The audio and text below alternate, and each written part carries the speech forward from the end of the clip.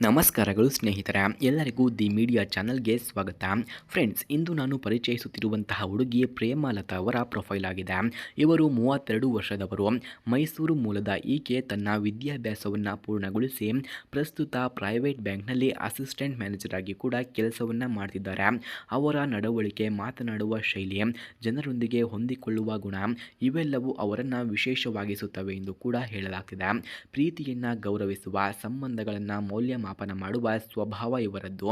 ಸ್ನೇಹಿತರ ವಲಯದಲ್ಲಿ ಹೃದಯವಂತಿ, ಮನೆಯವರಲ್ಲಿ ಹೊಣೆಗಾರಿಕೆಯುತ ಮಗಳು ಎಂದು ಕೂಡ ಹೆಸರಾದವರು. ಹಾಗೆ ಇಂತಹ ಹುಡುಗಿಗೆ ಯಾವ ರೀತಿಯ ಗಂಡು ಬೇಕು ಅಂದರೆ, ಪ್ರೇಮಲತರವರು ಬಯಸುವಂತಹ ಗಂಡು ಒಬ್ಬ ಸರಳ ವ್ಯಕ್ತಿಯಾಗಿರಬೇಕಂತೆ.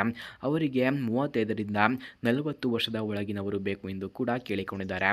ಶಿಕ್ಷಣದಲ್ಲಿ ಉತ್ತಮವಾಗಿರುವ, ಹೊಣೆಗಾರಿಕೆಯನ್ನು ಹೊರುವ ಮತ್ತು ಮದುವೆ ಎಂಬ ಬಾಂಧವ್ಯವನ್ನು ಮನಸ್ಸಿನಿಂದ ಅರ್ಥ ಮಾಡಿಕೊಳ್ಳುವ ವ್ಯಕ್ತಿಯಾಗಿರಬೇಕು ಎಂದು ಬಯಸಿಕೊಂಡಿದ್ದಾರೆ. ಹಾಗೆ ಅವರಿಗೆ ದೊಡ್ಡ ಮನೆ, ಕಾರು, ಶ್ರೀಮಂತಿಕೆ ಅಗತ್ಯವಿಲ್ಲವಂತೆ.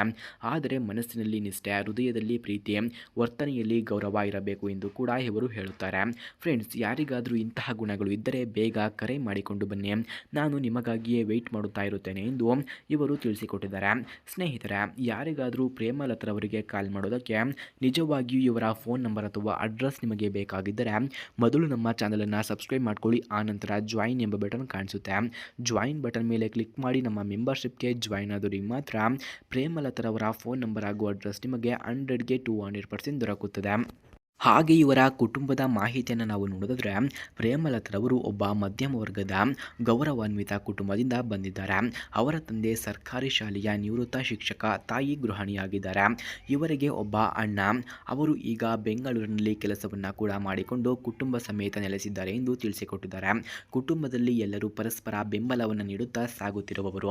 ಇಂತಹ ಹಿನ್ನೆಲೆಯಿಂದ ಬಂದಿರುವಂಥ ಇವರು ಪ್ರೇಮಲತಾ ಕುಟುಂಬ ಮೌಲ್ಯಗಳನ್ನು ಚೆನ್ನಾಗಿ ಕೂಡ ಅರ್ಥ ಮಾಡಿಕೊಂಡವರು. ಇವರು ಅನುಭವಿಸಿದಂತಹ ಕಷ್ಟಗಳನ್ನು ನಾವು ನೋಡಿದ್ರೆ, ಪ್ರೇಮಲತಾ ಅವರ ಜೀವನದಲ್ಲಿ ಕೆಲವೊಂದು ಕಹಿ ಅನುಭವಗಳು ಕೂಡ ಇದ್ದವು. ಮೊದಲ ಬಾರಿಗೆ ನಿಶ್ಚಿತಾರ್ಥವಾದ ಸಂಬಂಧ ಕೆಲವು ಅಸಮಾಧಾನಗಳಿಂದ ಮುರಿದು ಹೋಯಿತು. ಸಮಾಜದ ಟೀಕೆ, ಕುಟುಂಬದ ಒತ್ತಡ ಇವೆಲ್ಲವನ್ನು ಧೈರ್ಯದಿಂದ ಎದುರಿಸಿ ತಮ್ಮ ಕೆಲಸದ ಮೂಲಕ ತಮ್ಮನ್ನು ತಾವು ಸಾಬೀತುವನ್ನು ಮಾಡಿಕೊಂಡಿದ್ದಾರೆ.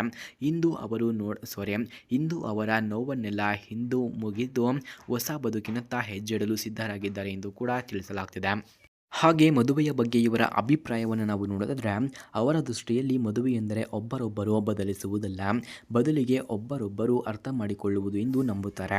ಪ್ರೀತಿ, ನಂಬಿಕೆ, ಗೌರವ ಈ 3 ಮೂಲ ಸ್ತಂಭಗಳ ಮೇಲೆ ಮಾತ್ರ ದಾಂಪತ್ಯ ಜೀವನ ನಿಲ್ಲುತ್ತದೆ ಎಂದು ಕೂಡ ಇವರು ನಂಬುತ್ತಿದ್ದಾರೆ. ಹಾಗೆ ಅವರಿಗೆ ಬೇಕಾದದ್ದು ಕೇವಲ ಜೀವನ ಸಂಗಾತಿಯಲ್ಲ, ಸ್ನೇಹಿತ, ಹೃದಯ ಸುಖ ಹಾಗೆ ಬದುಕಿನ ಬೆಂಬಲ ಎಂದು ಕೂಡ ತಿಳಿಸಿಕೊಟ್ಟಿದ್ದಾರೆ. ಅಂತಿಮ ಆಹ್ವಾನ. ಪ್ರಿಯ ಪ್ರೇಕ್ಷಕರೇ, ಪ್ರೇಮಲತಾ ಅವರ ಈ ಬದುಕಿನ ಪರಿಚಯವನ್ನು ಕೇಳಿದ ನಂತರ ಅವರ ಜೀವನದಲ್ಲಿ ಭಾಗಿಯಾಗಲು ತಕ್ಕ ವ್ಯಕ್ತಿ ಯಾರು ಎಂಬುದನ್ನು ನೀವೇ ನಿರ್ಧರಿಸಬಹುದು. ಹಾಗೆ ಇವರು ಹೇಳ್ತಾರೆ, ಯಾರಿಗಾದರೂ ನಾನು ಇಷ್ಟವಾಗಿದ್ದರೆ ಬೇಗ ಬನ್ನಿ ಎಂದು ಕೂಡ ಇವರು ತಿಳಿಸಿಕೊಟ್ಟಿದ್ದಾರೆ. ಸ್ನೇಹಿತರೆ, ಯಾರಿಗಾದರೂ ಪ್ರೇಮಲತರವರಿಗೆ ಕಾಲ್ ಮಾಡೋದಕ್ಕೆ ಇವರ ಫೋನ್ ನಂಬರ್ ಅಥವಾ ಅಡ್ರೆಸ್ ನಿಮಗೆ ನಿಜವಾಗಿಯೂ ಬೇಕಾಗಿದ್ದರೆ ಮೊದಲು ನಮ್ಮ ಚಾನಲನ್ನು ಸಬ್ಸ್ಕ್ರೈಬ್ ಮಾಡ್ಕೊಳ್ಳಿ. ಆನಂತರ ಜಾಯಿನ್ ಎಂಬ ಬಟನ್ ಕಾಣಿಸುತ್ತೆ. ಜಾಯಿನ್ ಬಟನ್ ಮೇಲೆ ಕ್ಲಿಕ್ ಮಾಡಿ ನಮ್ಮ ಮೆಂಬರ್ಶಿಪ್ಗೆ ಜಾಯಿನ್ ಆದವರಿಗೆ ಮಾತ್ರ ಪ್ರೇಮಲತರವರ ಫೋನ್ ನಂಬರ್ ಹಾಗೂ ಅಡ್ರೆಸ್ ನಿಮಗೆ 100ಗೆ 200% ದೊರಕುತ್ತದೆ. ಧನ್ಯವಾದಗಳು.